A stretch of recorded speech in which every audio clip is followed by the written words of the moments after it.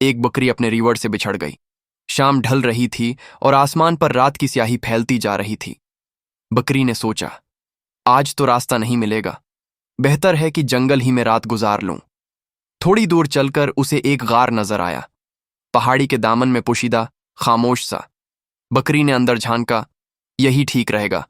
वो अंदर गई और एक कोने में दबक कर बैठ गई, लेकिन वो नहीं जानती थी कि ये गार किसी खूनख्वार शेर का घर है, जो अभी वहीं अंधेरे में छिपा बैठा था। बकरी की सांसें तेज हो गईं, दिल धक धक करने लगा। बाहर तो गहरा अंधेरा था और जंगल के खतरे, भागना मुमकिन नहीं था। फिर अचानक उसके जहन में एक तरकीब कौंधी। उसने गर्दन इकड़ाई, आंखें घुमाकर शेर की तरफ देखा, जैसे कोई जंगल की रानी हो। शेर हैरान रह गया, यह कौन है जो मेरी आंखों में आंखें डालकर देख रही है? गर्राते हुए बोला, तुम्हारी हिम्मत कैसे हुई मेरी मेहमान बनने की? बिकरी ने ड्रामाई अंदाज में जवाब दिया, मैं बिकरियों की मुल्का हूं। मैंने कसम खाई है 100 चीते, 50 हाथी और 25 जिंदा शेर खाऊंगी।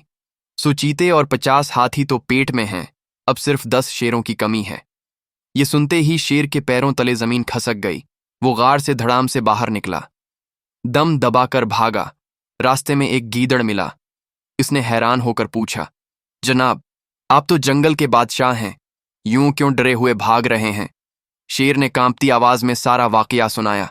गीदड़ हंस पड़ा, अरे मोहतरम, वो बकरी आपको बेवकूफ बना रही थी। चलें, मैं आपके साथ चलता हूं। आज हमारे लिए खाने का बंदोबस्त हो गया। दोनों वापस गार की तरफ चले। बकरी ने उन्हें देखा तो सटपटा गई, लेकिन फौरन संभली और एक जोरदार आवाज में बोली, आओ गीदड़, मैंने तुम्हें 10 शेर लाने को कहा था, ये तो सिर्फ एक ही लाए हो। शेर का गुस्सा फट पड़ा। उसने गीदड़ को एक ही ज़र्ब में टुकड़े कर दिया और खुद भी वहां से रफोचकर हो गया। और इस तरह चालाकी और हाजिर दिमागी से बिकरी ने अपनी जान बचा ली।